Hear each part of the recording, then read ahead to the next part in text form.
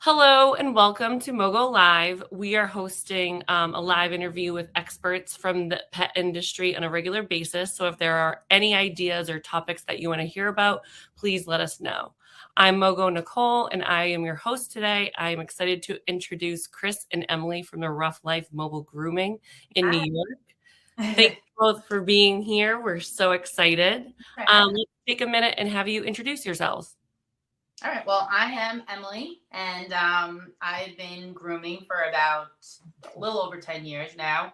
Oh. I've been in the industry for a long time, and I met my husband, Chris, my now husband, Chris, and we started the mobile grooming business about 6 years ago.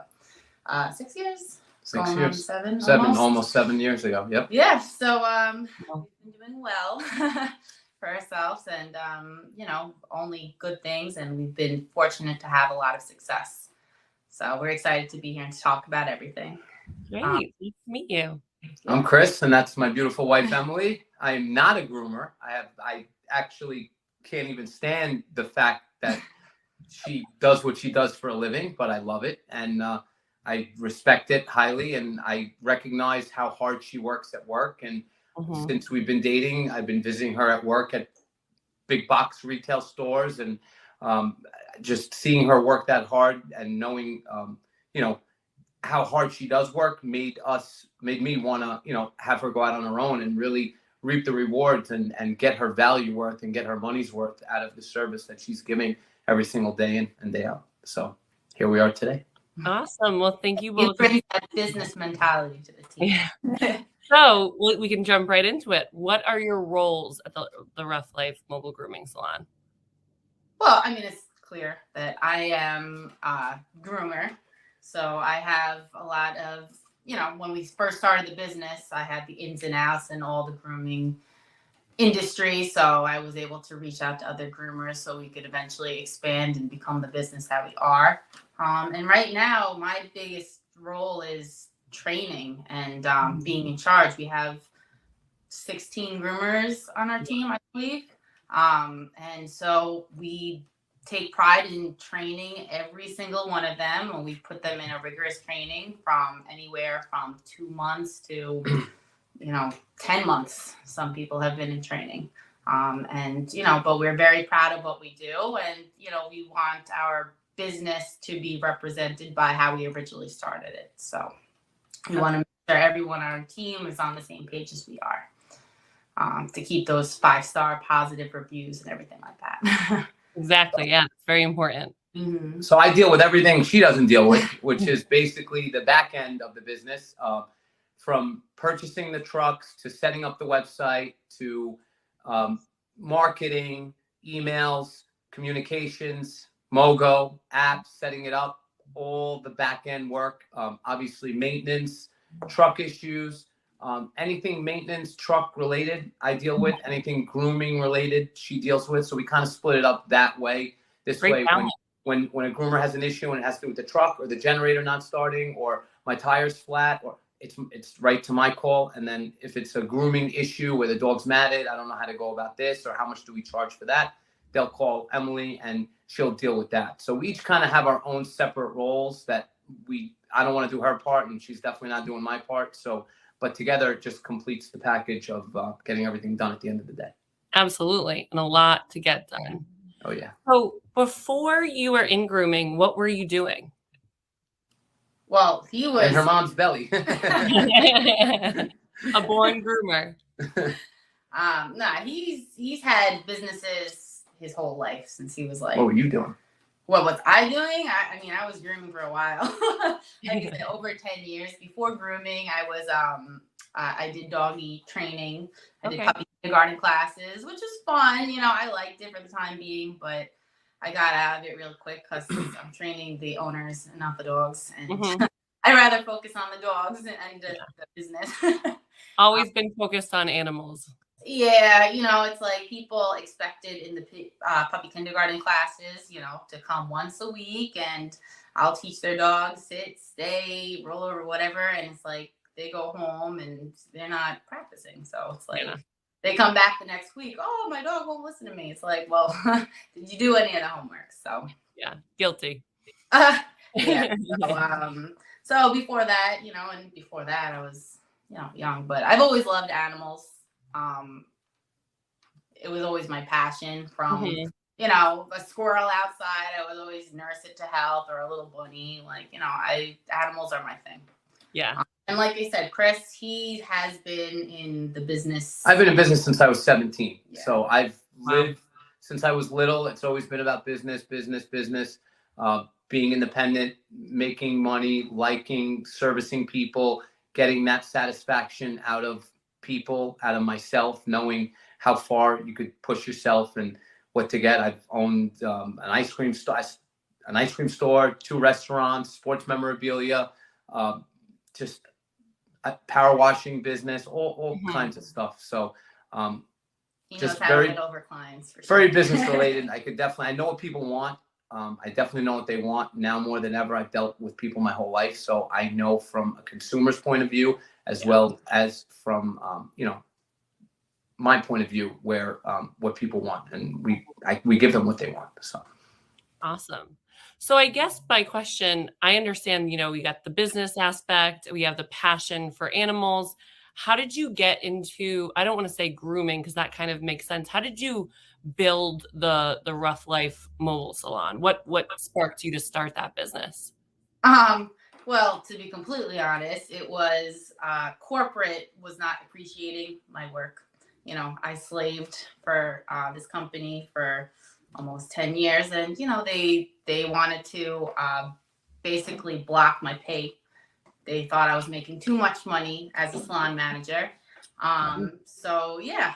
She was managing and grooming and getting bonuses and taking care of my salon was the best salons very well. And you know, I was reaping the rewards for the salon manager bonuses, as well as I was getting commission for being a manager. I was busting my ass. I was, you know, making sure my salon was in order, and I was also grooming a lot of dogs. I was a power groomer, groomed cats. I did everything. So they felt I made too much money, and they wanted to cap my pay. So that's, yeah, could you imagine? So they wanted her to either be a manager and no groomer, or just be a groomer and no manager. Either way, you're taking a humongous pay cuts, like 20, 30 grand pay cut.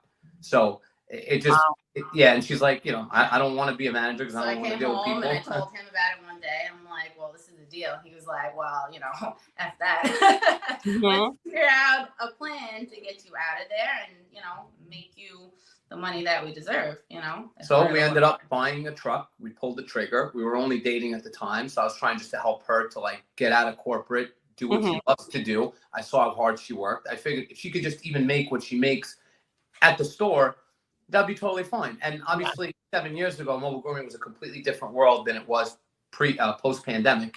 So there was no pricing. There was no one you can copy. There was no websites of groomers, at least in Long Island or the tri-state area, to figure out what we can charge for what we're giving.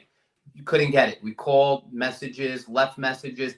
No one returned our calls. We just literally weren't able to pinpoint what we should charge for what the service we're going to be offering. We just pulled the trigger on a $100,000 brand new van, and we kind of didn't really know what to charge. So we kind of just made up a number. Like, we're like, well, a salon charges, 50, and we're going to just add in for gas and insurance. And we figured out kind of like our expenses, how mobile groomers figure out their expenses for what they need to survive.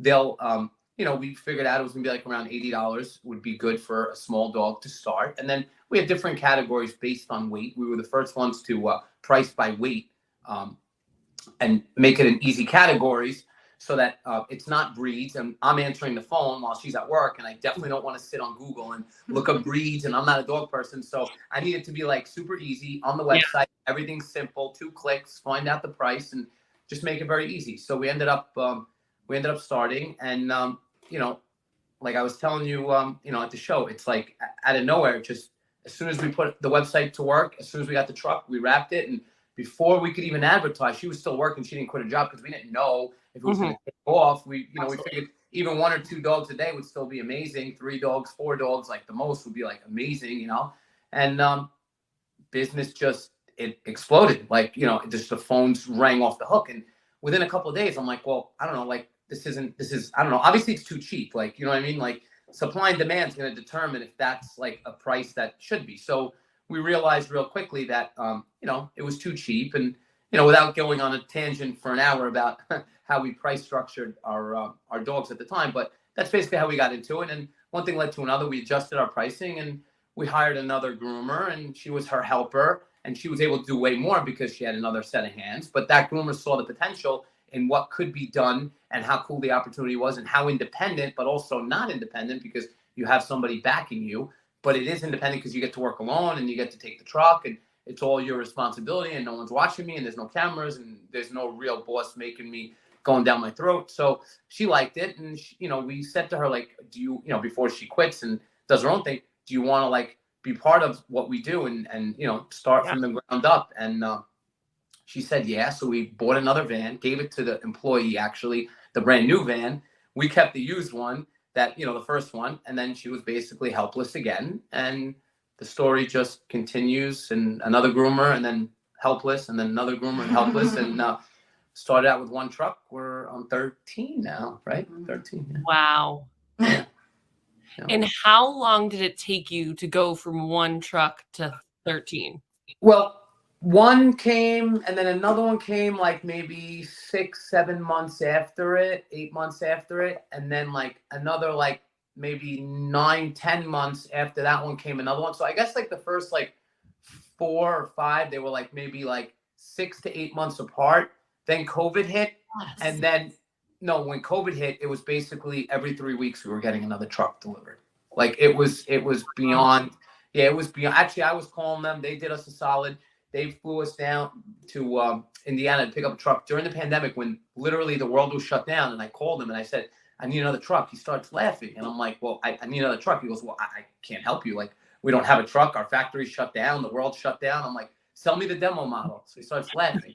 It's like, let me call you back. Calls me back in an hour. He's like, all right, you want the demo? Come get it. So I flew down to Indiana and I bought the demo unit, the ones that they use at the show to show up. Yeah. Because they weren't using it. It's just sitting in their lot. It's a full truck. It has everything in it. So I went down and I picked it up and I flew home. Do you think that the pandemic opened up a lot of people being more open to mobile grooming because they couldn't go to the salon, but they still needed to get their dogs groomed? Oh yeah, people didn't have a choice during the pandemic. We were the only ones on the road. We were operating. Saw our Ruff Life trucks everywhere because everything single salon wasn't allowed to be open, which never actually made sense to me. But fortunately, we worked one person at a time in the truck, Mhm. and we were able to get away with. So we gained so many clients during the pandemic who didn't have a choice but to use us. And then people got spoiled after Yeah. shops opening, and they found a groomer that they loved, and they stuck with us. So, Like every other service business that evolved during the pandemic, whether it's Amazon Prime that you never used or used once a week, now you're on it every hour, or Mhm. Uber Eats, or all Fresh Direct, whatever. It's all these other businesses that really opened up to people's eyes to use them, and once, like everything else, you start using them and you get spoiled. That, and also the bigger thing was that everyone was home during the pandemic, so everyone got a dog during the pandemic. So every breeder was backed up. Every breeder was charging triple, quadruple. Everything went through this roof with Mhm. animals. So when you're buying a dog for $3,000, $4,000, $5,000, $8,000, mobile groomers, like they don't know any better. Like that's the only thing they know. And it's like Yeah. I'm not bringing my dog to a shop to sit in a cage. I've never done that in my life. I got him during Yeah. the pandemic, and I paid $8,000, and I need that truck to come right in front of my house, and I don't care about $100. It means nothing. Like I want what I want, and they love it at the end of the day. And anyone that tries the service, they literally get spoiled with it, and they end up doing it when they realize, what they're getting for what they're paying for, really. And did you find that even after, the new normal came back and everybody was leaving their houses and COVID isn't such a thing? Nothing changed. Nothing Yeah, changed. We've been grooming every single month in business from month one. We've groomed more dogs in the previous months, with never one month even backtracking one dog less. excellent. That's awesome. Yeah. How did you promote yourselves and try to attract new customers, I guess, at the beginning and At then the beginning. continuously? Yeah, that's a very good question. And I knew from the beginning that we live in a world of pre-pandemic, not as much now, maybe a little bit less now, but Mhm. pre-pandemic, reviews were a big thing. People ran to the internet right away. I mean, you're buying something on Amazon for $3. I make a joke.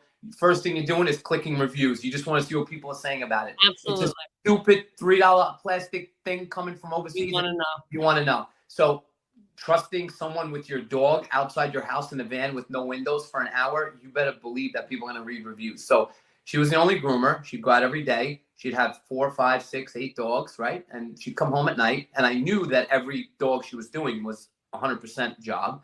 So I would call every single client on her schedule, and I would say, hey, how are you? It's Chris calling from the Ruff Life. I'm just checking up on the service today with Emily. I just want to know, was she on time? Was it what you expected? And I just knew the response. Like, I knew I was getting a 10 on the response. So it was like, Wow. it was just like, it was a guaranteed like rant and rave about, oh my God, she's amazing. Okay, no problem. Thank you, Mrs. Jones. Do you mind if, and this would be really, really super nice and helpful of you, if I just text you a link and you could just click it and leave a quick Google review about your experience today, and an honest review. So anything you want to say in there, we just appreciate the honesty, just a one sentence, and that would mean the world to us. That's the biggest compliment tip you could give us. Oh my God, that's amazing. Absolutely, no problem. Boom, she leaves a Google review. 1, 2, 3, 4, 5, 10, 20, 50, 500, 800. We're at thousands of reviews on Google, Yelp, and Facebook. And it's been that way since we started. And I knew that if I built that brand and I built the trust through the reviews, that when people go on Google right away, no questions asked. If you Google the Ruff Life Mobile and you saw 87 5-star reviews and every other groomer in town had none, 1, 2, and they were all 1-star, 2-star. No, you're not even like looking. You're not even reading. You're just like, I'm hiring them, like no questions asked. Yeah. So it was all 5-star reviews for as long as she was working, literally only 5-star reviews, which is a little shady also, because it's like, how can they have 5-star reviews, But so we did that a lot. And obviously as time went on, we kept doing that. We actually stopped doing that when the pandemic hit because we got bombarded. It was impossible. We didn't need to. We really didn't need to. Yeah. Fast forward past the pandemic, we're just recently, we started doing that again, calling every client, whether new or old, every night to 2 hours a night. Somebody makes phone calls for us, specifically calling, asking how your service was, any comments, any feedback, just to show that we care. Doesn't Yeah. matter if we're going to do anything with the comment or feedback or anything. And we do, because I'll take a feedback and I'll run back to the girls and I'll say, like, this is what I'm getting. This is what we need to improve on. And again, the fact that you're sitting home at 7 o'clock at night and you just ate dinner and your phone rings and it's like, who's this? And you pick up and you're like, wait, what? Like, you're just checking on how, Sparky's service was today. Like, that's weird. Okay. I mean, yeah, it was amazing. Thank you. Like, they're not expecting that phone call. So At all. to get more reviews, do I think the reviews today are really, I mean, we have so many that it really doesn't matter. It's just, whether you have 800 or 1,400, it doesn't really mean anything. But it's also good keeping our employees in check too. It keeps them on their toes. Quality control. That we call every night. Randomly. Some clients. And also that new person who, goes to you for the first time, they feel like they're being heard, they're appreciated. And if I got that call with my dog, I'd be like, oh, they care. They care so much. I'll go back. Even if you were on the fence about the service or the haircut wasn't like 100%, that one phone call is just going to put you over the top. It's going to make you like, oh, you know what? The haircut's okay, but like they just can't. Like, who calls somebody today? Like, just to even check up. If you get a call, like, to even do the job, like, check up just to call, just to ask. So people don't get a call back in general today. So yeah, absolutely. Yeah. That kind of goes into the next question. What makes the Ruff Life different than other, groomers, whether that be mobile or, Very simple. Very simple. We pick up the phone when people call. 2 secretaries, 20 hours a day, glued to the phones, glued to the emails. We answer all day, every day, no matter what time of day you call. People are paying for that service and people want somebody to pick up the phone. No one wants to leave a message. No one wants to text, because if I don't pick up the phone, they're calling the next groomer online because they're waiting for someone to pick up the phone. And I know that from a consumer's point of view, because when I need something and I need my sprinklers done, I'm calling the first sprinkler guy on Google. Then he doesn't answer. Maybe I'll leave a message, but I'm definitely calling the second one immediately. No, I'm not waiting for the return phone call. I'll keep calling until someone picks up and gives me the time of day.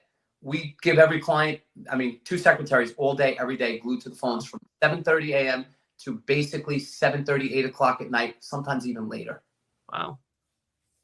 And that's it. I mean, there's no, that's the big, and we show up when we say we're going to show up, and we follow through with every promise that we give the clients as far as coming there, being on time, within reason of our arrival window, doing a great job. I don't know, calling to check up that it was good, rebooking them. And also the transparency of our prices and the ease of booking and everything definitely helps, because I know me, if I'm trying to Google a service and it's like I can't find a price on their website anywhere, I'm moving to the next one if they don't pick up their phone on the first ring. So it's like, oh, well, let me try somewhere else. So we basically, we're dependable compared to a lot of mobile groomers. And it makes sense because a lot of groomers are a one-man show. So it's a little more difficult, but that is really what makes us stand out for clients. And ever since the beginning, when we first started, my whole thing was, because I don't know dog breeds like that. She came home and she's like, okay, well, here's the pricing. I'm like, well, what's the pricing chart for PetSmart? She comes home. I'm not even kidding. It's a binder with like at least a couple of 100 pages. And anyone that worked in a shop will definitely be laughing and be like, yep, that's pretty much it. It's every breed with a mix and this is going back 10, 6, 7, 8, 10 years ago. Like, it was this big. So I'm sure that book now is probably this big with all the doodle mixes and with that. So I'm like, okay, so like somebody's going to call. Like, no one wants to deal with that. Like, we live in an easy world. Like, you want to go somewhere.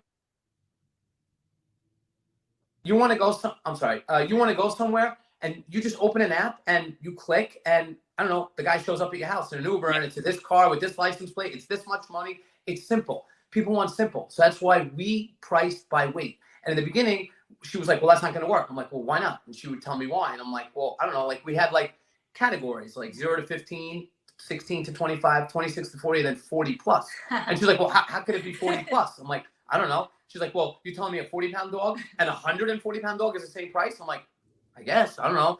So we like let it roll for a minute.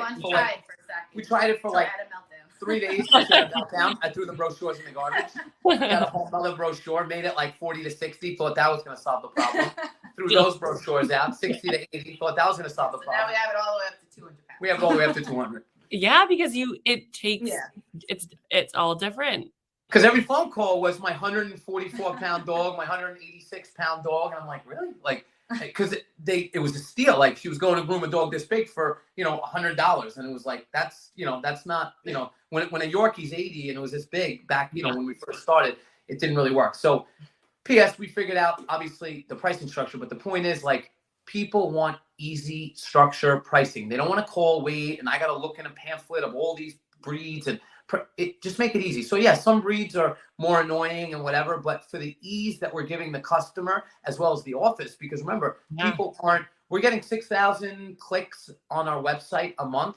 That's nowhere near of how many phone calls we get. We get way less because people click, they see the price and they exit. So right away, they go to pricing page and they exit. We see how many people enter and exit our website once they see the pricing. If we didn't have the pricing on our website, transparent, they'd be calling the office to ask for a price. And then I'd need 8 secretaries and it wouldn't really work as a business. So pricing on the website is huge, being transparent, just letting clients know what it is. If you like it, use us. If you don't. I mean, you know, simple. So there's always a price point for every person. Awesome. And then any tips and tricks for new mobile groomers across the board? The number one tip is don't ask how much to charge. Use your own judgment of supply and demand to figure out what it costs, what people will pay in your area. The number one thing that people go on Facebook and they rant and rave about is how much should I charge? How much should I charge? I'm in Indiana. How much should I start my dogs at? I'm in California. How much should I charge? It's irrelevant because you're asking people that are in completely different states, completely different environments. Like you ask me, I'm going to tell you 150. You're going to ask another girl in the middle of Nebraska, she's going to tell you 50. So you're not really getting anywhere. Like, I don't know, like there's so many price points. The industry is so broadly priced. Like it's bad. And another thing is if you're a mobile groomer and your schedule is packed out and you're overwhelmed because you're working like crazy and you're working too much, it's like your prices have to be raised. Obviously, if you raise your prices, you're going to lose some clients, but you have to do less dogs at the end of the day. Yeah. So that's a key thing, like raise your prices. You will get fully booked. So the biggest thing that people fear, I see when I read posts, is that they fear that they're not going to get the clients. Just like we feared. At $80, I was like, oh, I don't know if people are going to bite. You know, we just spent $100,000 on this business and we're like, I don't know, it was very scary to even price at $80 looking back at it now. And again, $80, like we're at $155 starting now. So at $80, I was like, you know, kind of like, oh my God, do you think people are going to do it? We were scared in the beginning. We didn't have anyone. There wasn't groups like there are now on Facebook and just like there are now. Now the industry is huge and got so big since the pandemic. So when we first started, it wasn't like that. You could even find a price on anyone from Long Island to even tell you how much or if they could come or anything. Zero. We just figured it out. We threw a number out there. And once the phone rings off the hook, you know you're too cheap. If you're servicing too many people and your phone's still ringing, it's simple. Like you just you have to raise your price. And again, don't be scared because you want quality over quantity. Every time we have a price raise, we lose clients. Even $5 price raise. So when we're at $150 for a small dog, you'll tell me, well, if people are paying $150, you're telling me that if you raise them just $5, $155 instead of $150, they're really going to tell you that I don't want to use you? Yes, they will. And believe me, every $5 increase we have, they will literally say, and we get the phone calls, that's enough. I've had it. I've been using you guys for 2 years. It was $135, then it's $140, then it's $145. Now it's $150. I'm done. This is ridiculous. I'm out. No problem. Some people. I mean, a percentage. But enough that back out that there's new ones waiting to get service at the 155 because they don't have a groomer and they want to. They're ready. So they're ready to pay. They're ready to pay. Come next week. I was just going to ask. So you know, you're first starting out. You started at 80 and then you increased, and you obviously had those original customers who dropped out. How did you overcome that fear? Were there just so many people who needed a groomer? Yep. So many people needed a groomer. I mean, luckily we're in a very condensed area, Long Island.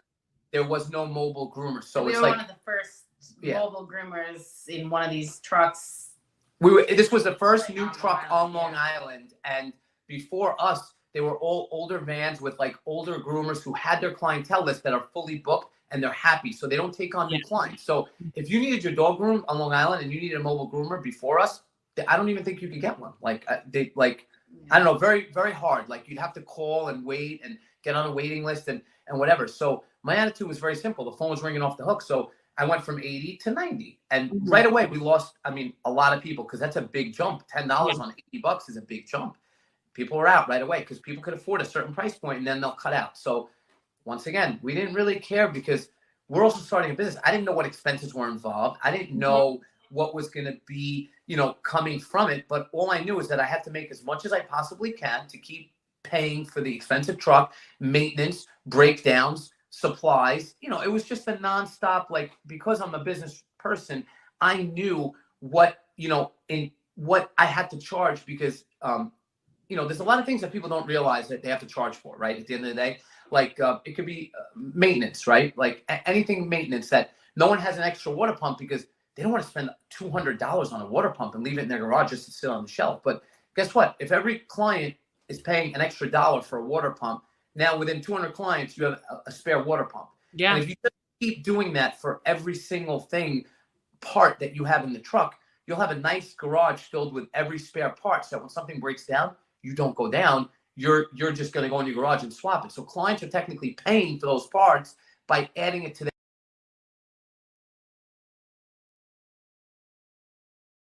their grooming price. Mm-hmm. I even saw on your website today that there's a surcharge in fuel, obviously, because the price is going up. Yep. Being transparent, explaining that your pricing is because of certain things. I feel like that transparency goes along with a lot of the things that you already spoke about. 100%. Like I said, pricing, people want transparency. People just want to go on a website, see exactly to the penny what this job's going to cost. Not an estimate, not, we'll let you know, not dependent. It's a straight up number. It's simple. It's based off of weight. Even if I knew nothing about dogs and I wanted to buy my wife a dog grooming package for Christmas, I could just go online in 2 clicks. Oh, we have a 25-pound dog. Oh, it's $155. Simple. Buy the gift card, $155 will cover the grooming. So our pricing, again, letting clients know how much it is, how you work.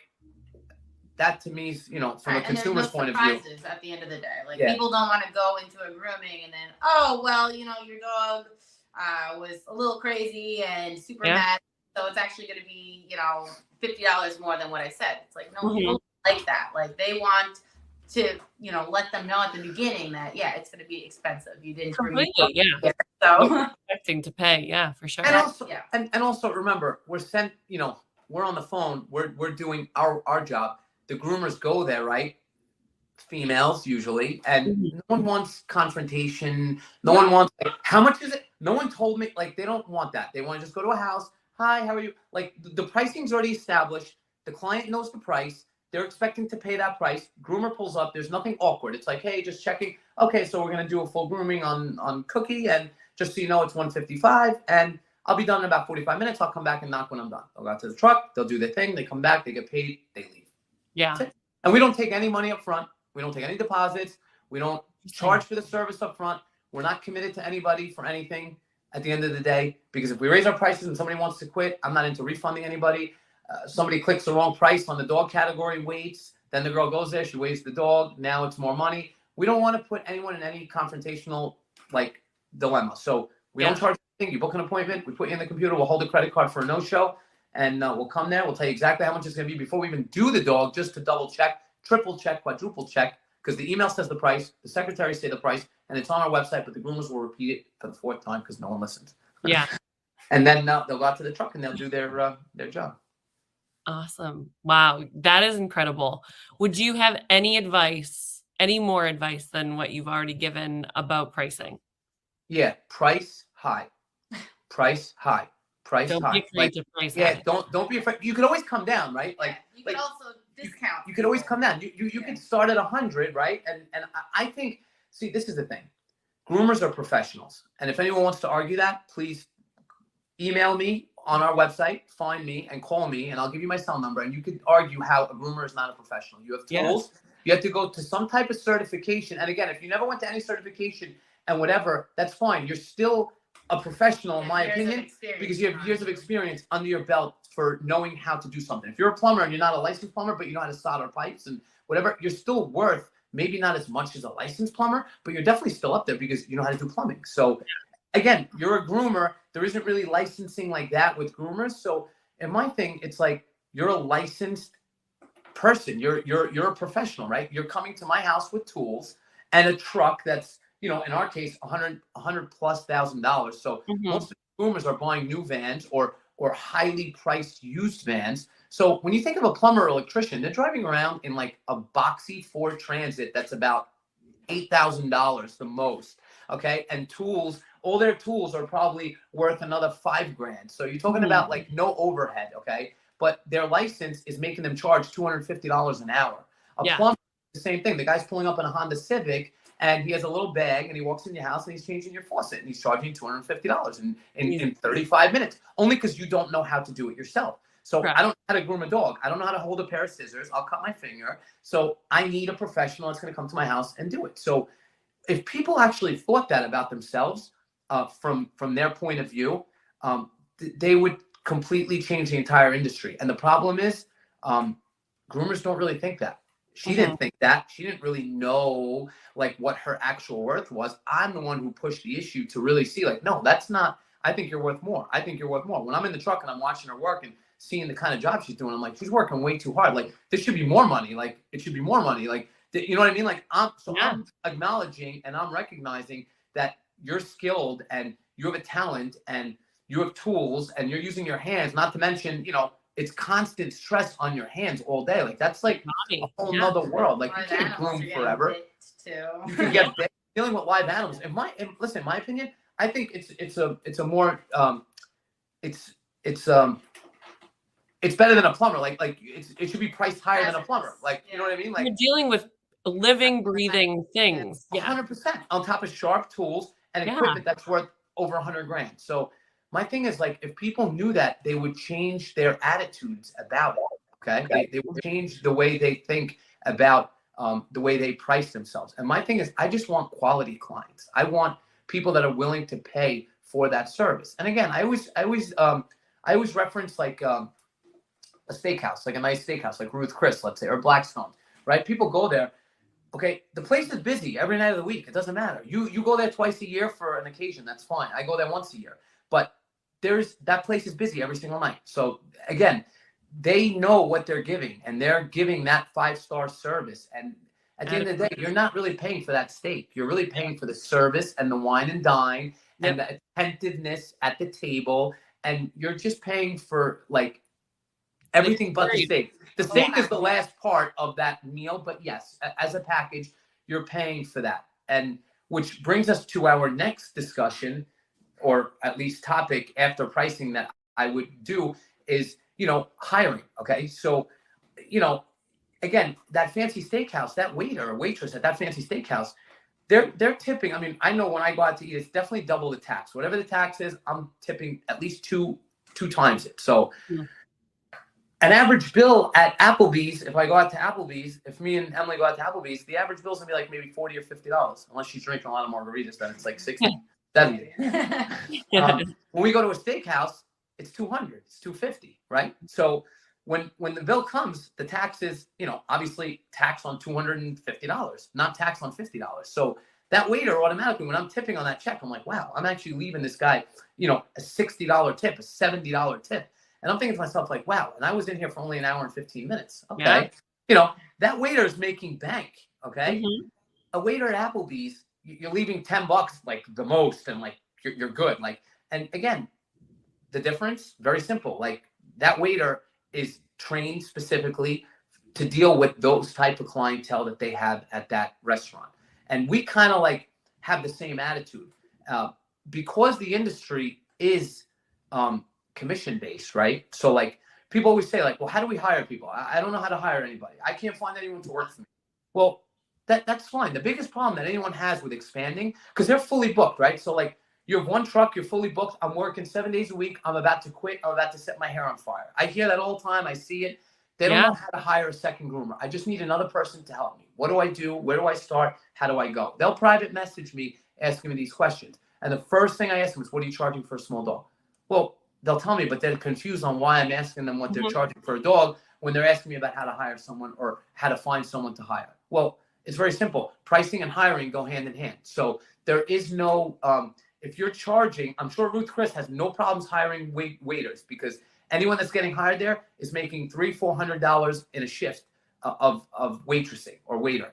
At Applebee's, they're going to make 100. So they're going to. It's a lot harder to find someone when it's a lower wage or lower paying job. So if you're charging a high number for a ticket, $150 for a small dog, and you're paying out, because industry commission standard is going to be anywhere between 30 and 40% as far as commission goes. So if you're paying 35%, let's just average it out. 35% is what almost all mobile groomers are paying their employees, right? So I'm paying 35%, but I'm charging $155 on a small dog, up to $350. So now we're talking way different commission versus the local other groomer who's giving her groomer 40% because she's generous, right?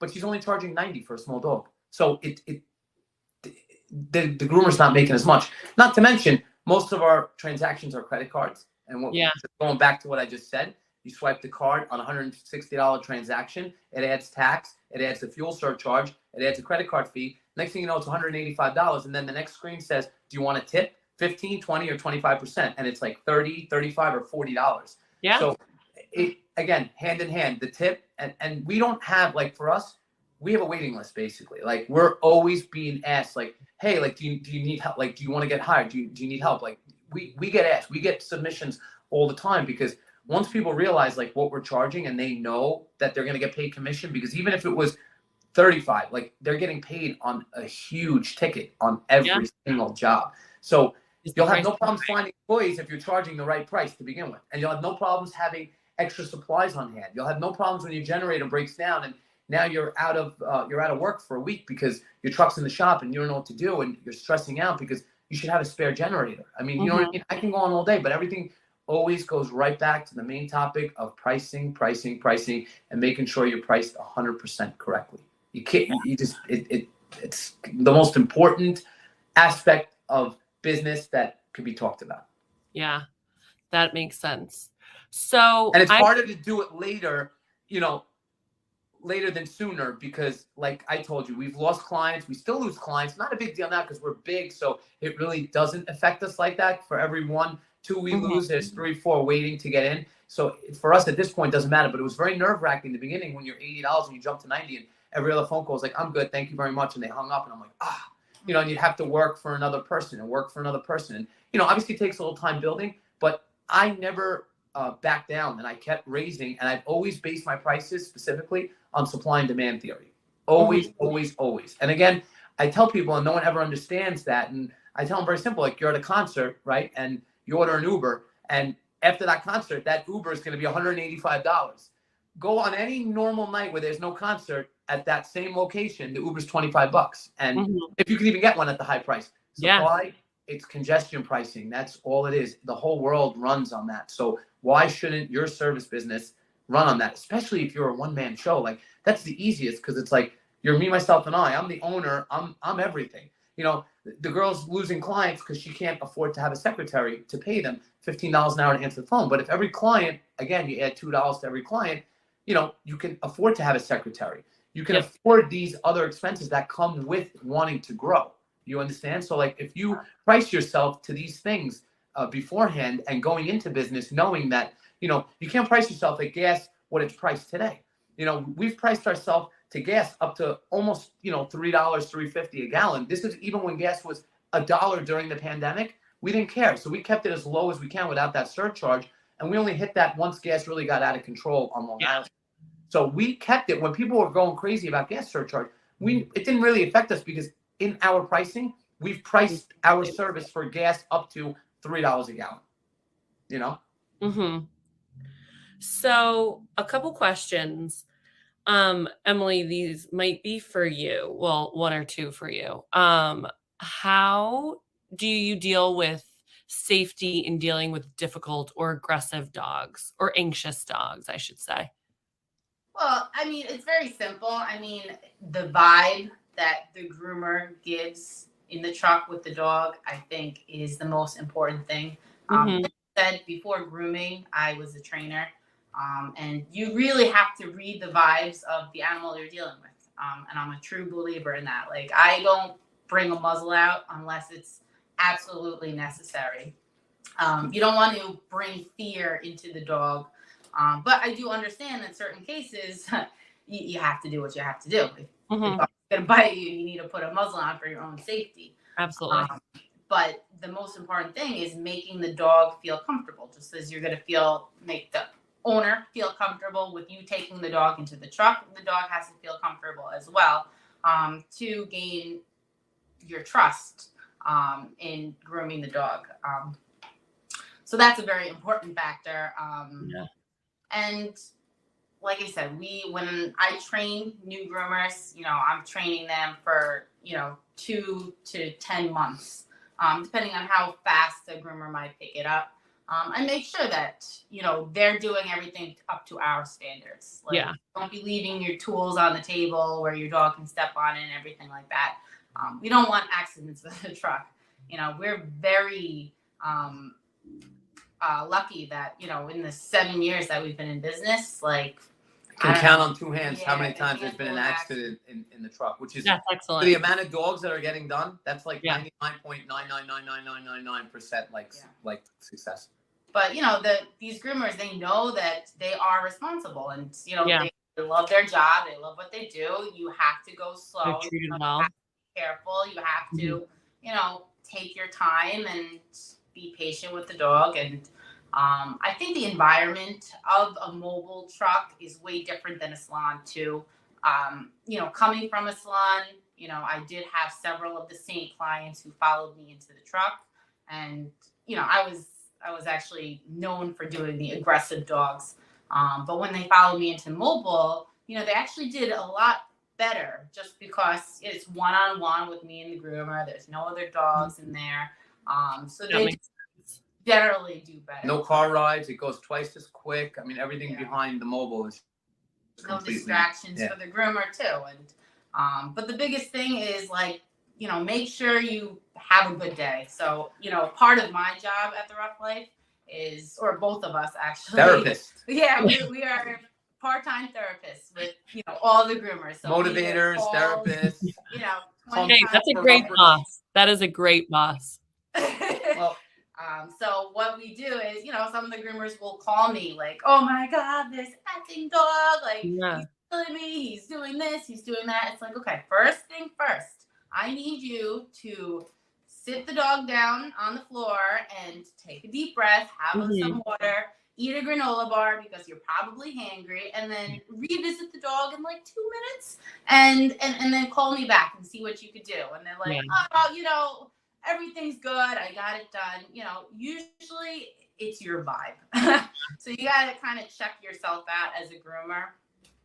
And like I said, I've always said this, and that's why I'm good at what I do. And I groom a lot of cats, and I groom a lot of aggressive dogs, just because I have that, chill personality. And, you're working with an animal, so they feed off of you. Completely. Yeah. You leave all your problems at home. When it comes to grooming, your boyfriend, your mom, you're this, you're that, you're financial. Get in the zone. Get in that truck, and it's only AirPods on, and just do your thing. You have to make sure you're breathing, because if you're having a bad day, that dog's gonna have a bad day, and then you're gonna have a worse day. Yeah, it's a bad cycle. You don't want to get into that. Yeah, just check. And the couple of mishaps that have happened where a groomer got injured in the truck, totally preventable. Totally was just 2 in a row, because they're just in a bad mood already. So. And it happens twice in the same day, something literally with the same groomer, and you're like, really? Are you kidding me? Yeah. That just proves that it's the vibe you're giving off, for sure. 100%. Yep. Wow. So I have some MoeGo questions. Let's go. Let's do it. What is your favorite MoeGo feature? And this can be individual to both of you. My favorite MoeGo. Well, can I just say, first of all, so we have our work laptop set up on our computer, and sometimes when we forget to set the volume on silent, the little thing, MoeGo. I've been sleeping with Lily since we started 10 months ago using MoeGo. My 2-year-old, he'll copy it now. So the laptop, MoeGo, and then my James, my 2-year-old, MoeGo. It cracks me up so much. So that's the most one of the favorite features. Loved but hated features, kind of It's like you'll Cut that out. Don't tell Lily that part of the video. Edit that. Oh, that was amazing. I'm thinking, what's my favorite? Honestly, the software as a whole, and I love the map out. Yeah, the mapping, seeing all the clients on the It on makes the map. It so easy. So when you can see your day-to-day schedule and you can see where all your jobs are mapped out, nice and easily on the map. And you go like, oh, look, I could just move these 2 appointments around and I'm going to save myself, 20 minutes of driving back and forth. The money feature in the app, in my opinion, I said this over and over, it's the online booking, really. I was booking manually up until 10 months ago. So think about that. Thousands of appointments a month manually. And not even just manually, but like having to know what town and where to put a dog and work from this location. No, like that whole computer algorithm that you're charging like X amount per month. I was doing that manually up until 10 months ago with 10 trucks, 14 groomers, and no hair.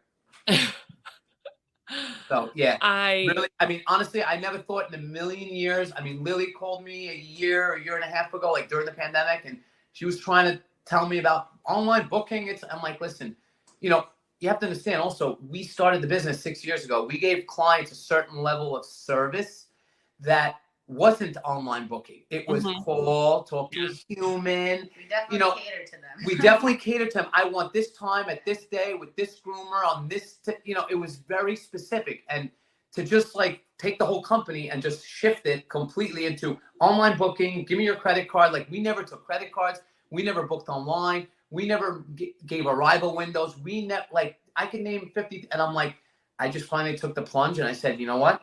I'm going to make it work. And I made it work. So looking back on it now, I'm like, that's, I can't believe, I don't even know how I lived my life to 10 months ago, not using the online booking, just the online booking alone. Because at the end of the day, every software you're going to use, they do automatic texting, automatic two-way messaging, putting the blocks, the colors, like that's all, like every app has that. It's really the online booking, which is huge. Route optimization, huge.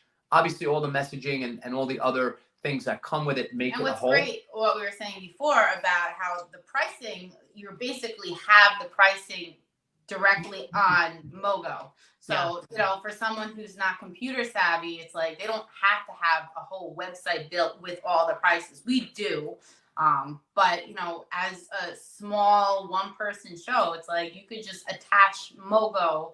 And that landing page, your landing page is your website. Because at the end of the day, your website's really just about pricing. I mean, you know what I mean? Like, and you have a blurb about you and pictures and whatever. But a one-person operator that, and again, I always, think that anyone else just starting out to use MoeGo, it's like, it's beyond amazing because you don't even need a secretary. Like, if you're busy, it's like they can just book online. Like, just send them the link. Like, they're calling the number and sending them an automated text. Like, hey, we're busy right now. Please check out our link to book an appointment.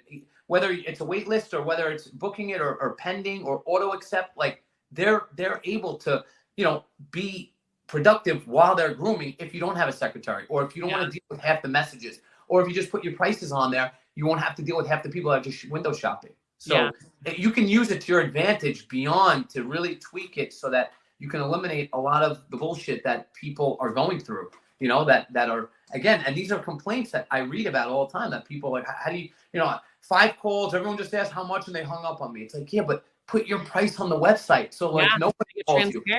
The ones that are calling you, they already know and they're booking you and you're very comfortable because on the phone, you're not like getting hung up on. Like I did real estate for a while. I hated cold calling. I hated telling somebody something and they hang up on me. That is my biggest pet peeve, somebody hanging up on me. So I don't ever want to put myself in a situation where somebody's going to be awkward and hang up on me or just like rush me off the phone because they're like, I'm good. Like, I don't need you. Like, I didn't know it was that much money. Put it on your website. Not a big deal, Make it easy. Well, thank you. Thank you both, Emily and Chris, for being here. Yeah, no problem. Hello, everyone. So as you can tell, that was previously recorded. But we have Chris and Emily here because we have gotten so many questions about their pricing and their hiring and their experience. So I actually start a few, but if you have any questions that you want to ask, throw them in the comments now, and we'll try to get to as many as possible. So hi, Chris and Emily. Ooh, can you hear me? Can you hear me? Yep. Yeah, absolutely. Okay, cool. You want to go back to the feed and let me look at the questions, and I could definitely shoot some answers to some of the questions that were in the feed. Perfect. Right, you want me to go to the Facebook Live feed, or you want to ask me questions? What do you want to do? I starred some, so I'll ask you, but Go ahead. if any come in that you want to answer, by all means. Sure. So who manages the groomers? And you must have like 15 to 20 groomers operating 13 vans. Do you have 1 to 2 experienced groomers who help manage other groomers? No, we don't actually, believe it or not. Everyone's trained so good that everyone manages themselves, really. I mean, we're here. Yeah, we're hiring experienced groomers that, from the beginning that know how to groom. So we really don't run into many issues. And we're usually here for those issues. But that's why the rigorous training that we give to make sure that at the end of the day, the better training we give them, the less phone calls we'll get later on once they are out of training. So there is no like manager on duty kind of thing. Everyone just does their own thing. And we don't really run into problems like that because everyone's trained properly from the beginning. So that goes into another, this is specifically about training. You said you train your groomers. Do you own a grooming school? How are you keeping the groomers? And you may train them for them to do their own van. I guess, what does the training process look like? And how can others replicate that? Well, the training process is basically, first you're going to have to find that groomer who has the experience. So once we set that to the side, you're hiring someone experienced. So at least the grooming portion of it is, pretty much there, and the core of the job is there. But mainly what you're training them on is going to be the day-to-day operations, the clientele that we have, how to please them, the level of service that they expect from us, the level of service that we give them, everything that comes with that whole 5-star experience that we're selling to the client. That's really what we're training you on. Obviously, the mechanics of the trucks, what the buttons do, what happens if you do this, how long to let the generator warm up, cool down, what happens basically if you find yourself in different situations. We try to tell them what happens in every single situation that we possibly can. Okay. And if you are hiring a bather and you're trying to get a bather more experienced in the long run, I definitely, can you guys hear me? Yeah. You can hear me too well. Yeah, and just make sure that you feel confident having that new groomer go out on their own, because it's just going to cause problems if you're not confident with who you hire to put them in a $100,000 vehicle and basically put your company's name in a newbie's hands, which is why we don't we like hiring experienced groomers, and we're very fortunate that we do have a whole bunch of groomers coming and applying for our company.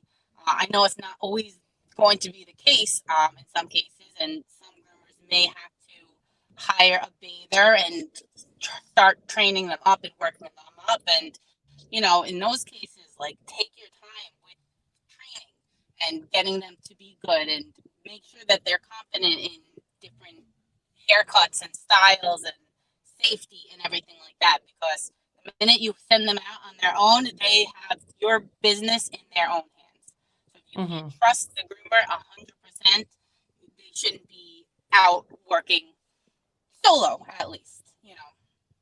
So yeah, that's very hard. Yeah. You're investing a lot of money into the groomer from the beginning. So we pay training for these girls. We don't take away whoever's getting paid. So you're coming on, you want to work, you're a groomer, you want to start working. So we put you in the van with our groomer who's experienced, who's out on her own doing her thing. You're getting paid an hourly rate for training. So that hourly rate of basically $20 an hour plus splitting all the tips of whoever you're working with, I don't take away commission from whoever's training the new trainee. So that money comes straight out of the company's pocket. Every day when you're working 8 to 10 hours, 10, 12 hours a day, you're talking about $200 a day in profit. $200 a day in profit. Think about that number. Times that by 5 days of training, right?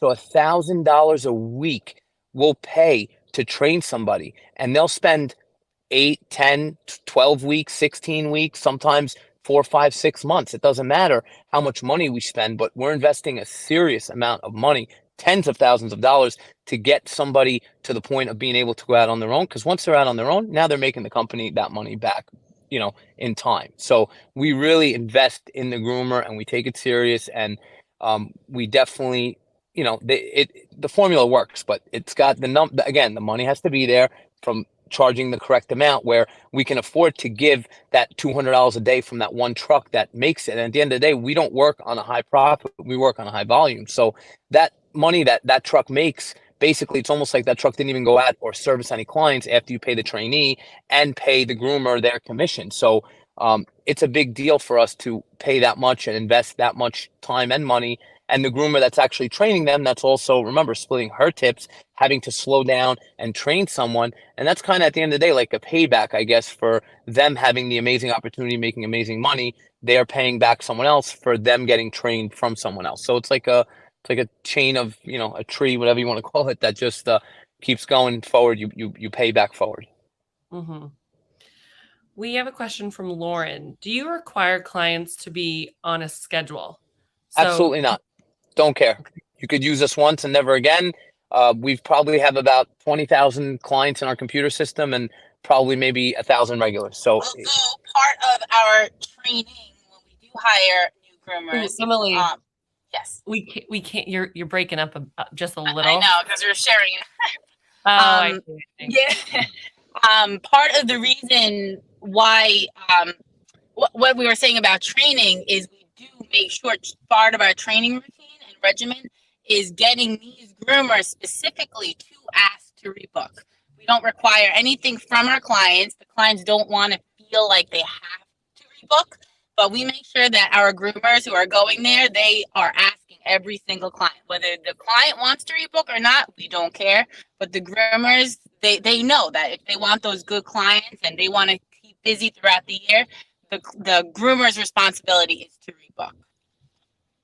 We're feeding you the clients, right? So we're giving you the clientele. You just started. You go out, you're going to do 8 dogs tomorrow. They're all brand new clients. You've never done them before. You're a groomer. You want to set schedule knowing that you're going to work, and you're starting to know all the dogs on the schedule. So the more your personality and the more convincing and the better you are as a well-rounded person all around, you're going to be able to get that client to rebook with you. Some girls that are just better at the talking game, they'll rebook way more clients than some of the other ones that are even more skilled in grooming. And some of the more booked ones are not even as good as some of the other ones who their grooming skills are better. But again, at the end of the day, the dogs are clean, they're comfortable, clients are happy. You have to make that connection with the client to get them to want you to rebook you. And that's what we basically, the quicker you can rebook people and rebook yourself, like some of our older groomers and even the newer ones now, some of them, they go to work every day, just they're doing their same dogs. They know this dog takes 40 minutes. They know this lady's a great tipper. They know, so they pick and choose. So we're giving them, a handful of clients every day. They go out. Now it's their job to basically do that. If they don't push the rebooking, there are girls that don't push rebooking as hard as we want them to, whether it's they don't want to ask or they're just quick and want to get out of there. They're the ones that are doing the most amount of new clients, new dogs, the dogs that suck, that recycle through the company because no one wants to rebook them. So if you don't have room on your schedule to put a new dog, then there is no room with some of my groomers that you can't get an appointment with Julie, let's say, or April. They're fully booked because they've already gotten all their clientele. So it's very rare that they do newer dogs or dogs that are bad or dogs that have been recycled through the company's, whole staff. Mm-hmm. Okay, no, we're at the top of the hour. I'm going to squeeze in one more question. Can you talk about the process? This is a lengthy one. Can you talk about the process of getting from 0 to 1 van? Is there any advice you could give to a couple in a similar dynamic getting started, feeling like financing is our biggest challenge? This can be like your biggest tip. Well, financing is the biggest challenge now more than ever. Interest rates are through the roof. They're insane. But once again, if you charge correctly, you will get the clientele and you'll be comfortable making your $1,800 a month payment on that $100,000 van. You don't want to work for free. You don't want to put yourself in a hole and feel like it's a hamster wheel all day, all night with it. So pull the trigger on a new van. You have one shot to impress people. Go in full blown, get that new van, and just price yourself correctly. And even if you're not doing as many dogs as you want, at least you're not putting the wear and tear on that van and you're running it down. So like I said, just price correctly. And in my opinion, I'm going for as new of a van as you can go. And remember something, these vans hold their value. So even if you do get into business and for some weird reason, you're not into it, you're not feeling it, you don't want it, these vans pretty much have their value. They do not depreciate in value. So you will get 90% of your money back immediately if you needed to sell it for whatever reason, and probably more because you can't even get one for months on end now. Yeah. Well, thank you both, Chris and Emily. This has been fabulous. I know that we have a ton of questions, so I'm happy maybe we can do a part 2 where it's just Q&A. But thank you. Please let everyone know where they can find you. Instagram. The Ruff Life Mobile on Instagram, the Ruff Life Mobile Grooming on Facebook, the Ruff Life Mobile, and also our How to Succeed in Mobile Grooming group that we mentioned before.